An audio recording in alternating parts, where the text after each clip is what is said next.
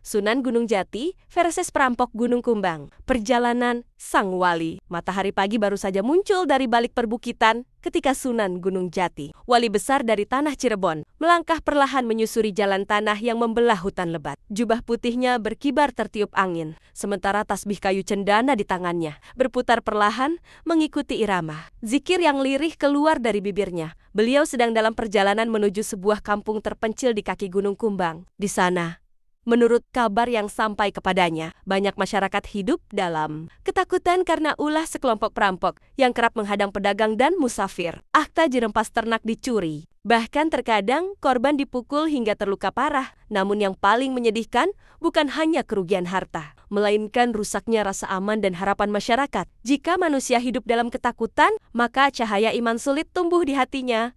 Gumam Sunan Gunung Jati. Langkahnya mantap, meski beliau tahu bahwa jalan yang akan ditempuh bukan jalan yang mudah. Tetapi baginya, dakwah bukan hanya soal menyampaikan ajaran di mimbar, melainkan hadir langsung di tengah penderitaan umat. Di kejauhan, suara burung hutan bercampur dengan gemerisik dedaunan. Kabut tipis masih menggantung di antara batang pohon besar yang menjulang seperti tiang-tiang istana alam. Tak ada rasa takut di wajah sang wali, yang ada hanya ketenangan dan keyakinan bahwa setiap langkahnya berada dalam penjagaan Allah. Teror di Gunung Kumbang. Sementara itu, di sebuah gua besar di lereng Gunung Kumbang, berkumpullah sekelompok perampok yang terkenal kejam. Mereka dipimpin oleh seorang lelaki bertubuh besar bernama Kartageni, mantan prajurit yang pernah diusir dari kerajaan karena keserakahannya. Di sekelilingnya duduk belasan anak buah dengan senjata tajam di tangan, golok, tombak, dan keris. Di tengah gua, tampak karang-karang berisi hasil rampokan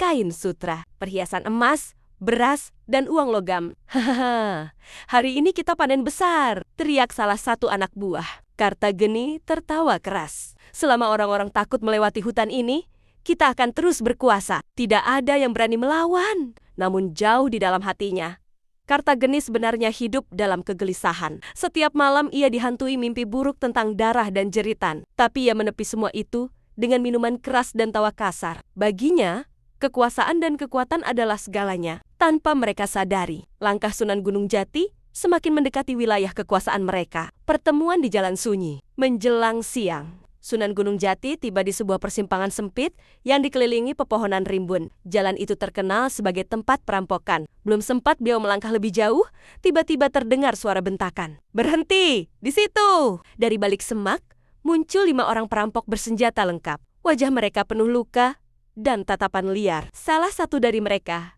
maju sambil mengacungkan golok. "Serahkan semua barangmu kalau tidak ingin mati." Sunan Gunung Jati menatap mereka dengan tenang, tanpa sedikit pun rasa takut. "Anak," ucap beliau lembut, "mengapa kalian memilih jalan yang menyakiti orang lain? Bukankah hidup akan lebih tenang jika diisi dengan kebaikan?" Perampok-perampok itu saling pandang, lalu tertawa terbahak-bahak. "Hahaha, orang tua ini gila," ejek salah satu dari mereka. "Kau tidak tahu dengan siapa kau berhadapan." Salah satu perampok mencoba merampas tas beliau. Namun anehnya, begitu tangannya menyentuh tas itu, tubuhnya seolah terpaku. Ia tidak bisa bergerak. Keringat dingin mengucur di wajahnya.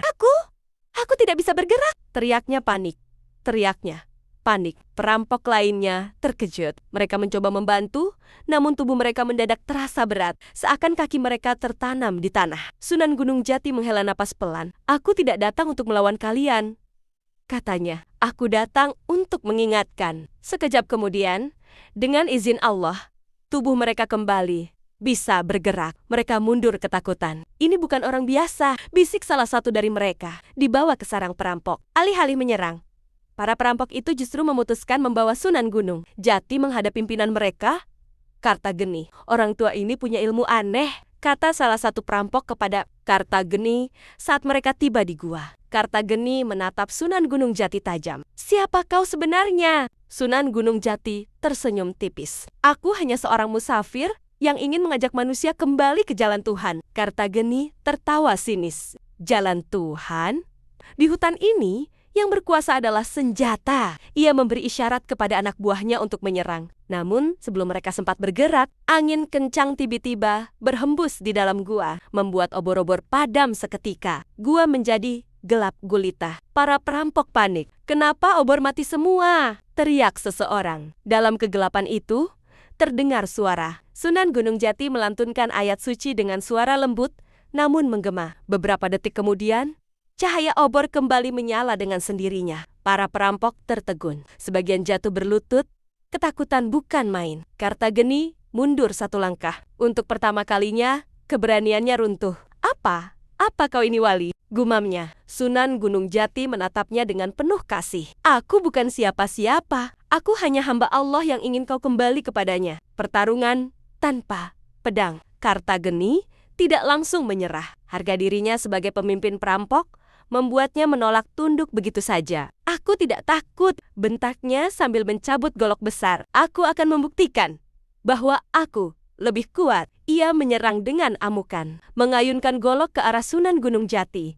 Namun anehnya, setiap kali golok itu hampir menyentuh tubuh sang wali. Tangannya terasa kaku dan tidak bisa digerakkan lebih jauh. Keringat mengalir deras di wajah Kartageni. Kenapa tanganku tidak bisa bergerak? Teriaknya panik. Sunan Gunung Jati berdiri tenang. Kekuatan bukan untuk menyakiti, katanya. Kekuatan sejati adalah menahan diri dari kejahatan. Dengan suara gemetar, Kartageni menjatuhkan goloknya. Lututnya bergetar.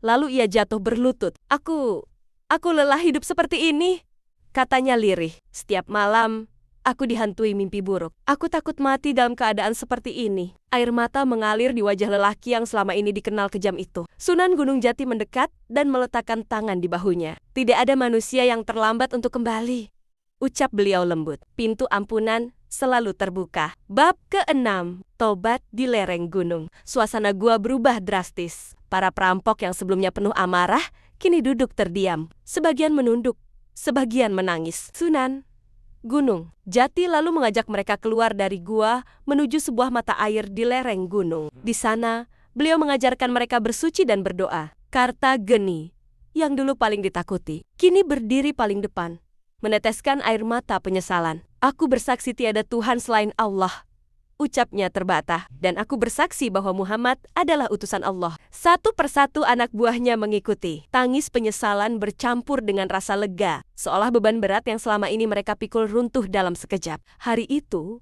Gunung Kumbang tidak lagi menjadi sarang kejahatan, tetapi menjadi saksi lahirnya kehidupan baru. Bab ke-7, Perubahan Desa. Beberapa minggu kemudian, suasana desa-desa di sekitar Gunung Kumbang berubah drastis. Jalan yang dulu sepi kini ramai kembali oleh pedagang dan musafir. Anak-anak bisa bermain di luar rumah tanpa rasa takut. Para petani kembali ke ladang dengan hati tenang. Mantan perampok kini hidup sebagai petani, nelayan, dan penjaga keamanan desa. Kartageni sendiri menjadi orang yang paling rajin membantu masyarakat. Ia sering membantu mengangkat hasil panen warga dan menjaga musafir yang lewat di hutan. Suatu hari, ia menemui Sunan Gunung Jati. Guru, katanya dengan penuh hormat.